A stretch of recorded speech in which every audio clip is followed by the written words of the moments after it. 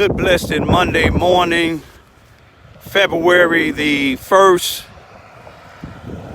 2021. It's about 7:57 a.m. Today I just want to say, want to take y'all to a place because I'm honoring my dad, Johnnie A. Ivy Sr., honorably discharged World War II veteran, drafted out of Charleston, Missouri, Mississippi County. A lot of people is not even familiar with this town, this city, this county. But my dad was a elder, and he was a sharecropper, raising 10 children. May he rest in peace. My grandfather, Barry B. Ivy, and my biological grandmother, Lula Skates Ivy. They had 4 girls that was born in Arkansas. Amelia, Leslie Mae, Marie, and Thelma. All of them was my aunties. My biological grandmother, Lula Skates Ivy, she died before any of us was born. She died in the late 1939 or 1940, when my Uncle Percy, my dad's youngest brother, was just born in January of 1939 before his biological mother died. 3 of my aunties, Amelia, Leslie Mae, and Marie died before any of us was born. Only one of my aunties on my dad's side I was able to see was my Aunt Thelma. My dad's brothers, all of them was born, 6 of them was born here in Charleston, Missouri, Mississippi County. My dad's oldest brother, my Uncle Salonia, may he rest in peace, passed away. My dad was the second oldest. May he rest in peace. He just passed away. The next brother was my Uncle Joe Nathan Ivy.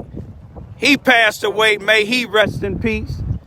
Then the next one was my Uncle Ernest Ivy, some minister, Ernest Ivy. Most of y'all, some of y'all called him PC. He was a career war veteran, a corporal in the United States Army, honorably discharged, like my dad, honorably discharged from the United States Army in World War II. Then we have my dad's only 2 living brothers.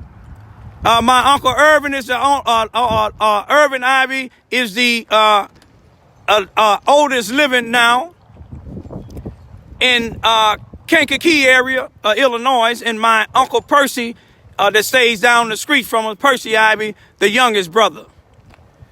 But I'm right across the street where my dad and his sisters and brothers went to school in the 1930s or the 1940s, where the only place in Charleston, Missouri, Mississippi County that blacks could go to the high school because whites didn't want blacks to go to the Charleston, Missouri Consolidated Schools number 7 then. Now it's the Charleston, Missouri R1 school district. It ain't very much change. But they had to file a lawsuit in the late 1950s, early 1961.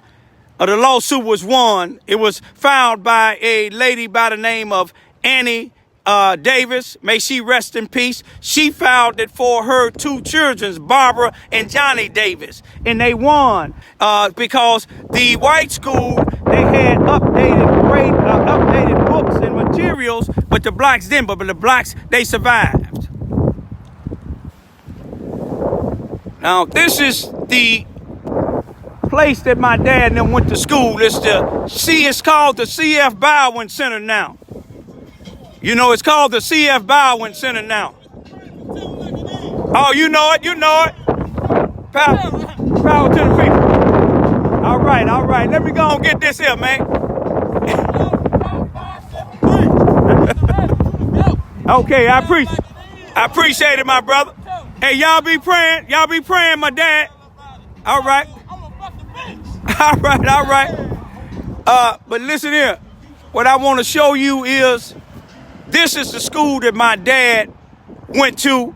My auntie, his youngest sister, Aunt Thelma, was the valedictorian at this school. You see, that's doctors, nurses, school teachers, and everything in our family. Not saying we the best, but we wasn't a family that was out in the streets drug dealing. We wasn't a family out in the streets starting chaos. We was a quiet family, but when it was time to come, we would stand up for each other. But this is the C.F. Bowen Center. C.F. Bowen, my daddy even remembered, even in his old age and with dementia, he knew C.F. Bowen was the principal here. You know, and my dad was drafted. He was a senior in high school in here in the 1940s when he was drafted out of this school. He was fighting against racism there to go into fight into World War II now against Adolf Hitler. And we know what Adolf Hitler stood for. But when he got to the military, he said the whites and the blacks were separated there. They wasn't just only fighting against Adolf Hitler, but they was fighting against racism in the same military that drafted them. And when he got home, just like a lot of other black soldiers, they wasn't treated like they went and fought for the war. They wasn't treated like they was equal to the white people. And this is no disrespect or no harm meant to anybody that's not racist or prejudiced.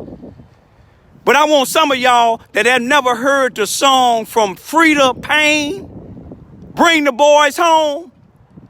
Look at that video that's about 6 minutes long and listen to it real good. But I'm gonna leave for right now. I just want to let Charles, Missouri, Mississippi County know.